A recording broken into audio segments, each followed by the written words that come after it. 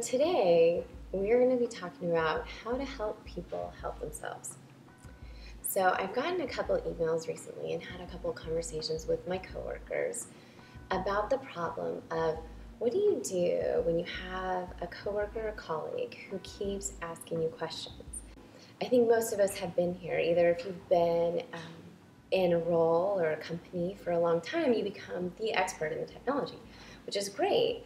But of course, the downside is that you're the go-to person when people need help.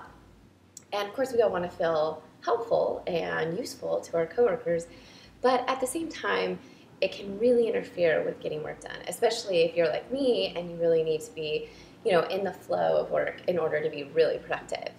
So if this is you, here are some tips to help you help others. So the first one is that instead of just helping someone, so for example, instead of saying, here's the answer, go away.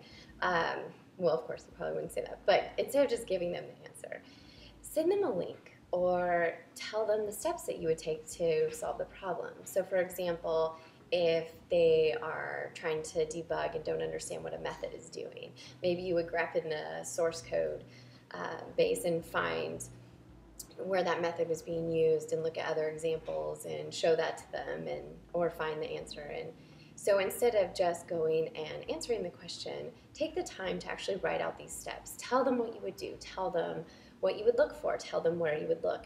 Maybe even give them links on Google with the search terms that you use to find it. This will do two things. One is that it's going to help you build up documentation. So it's going to help you document the things that you're doing that are helpful.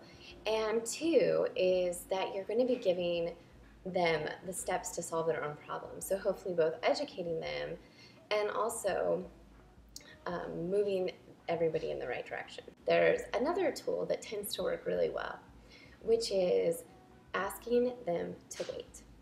So what do I mean?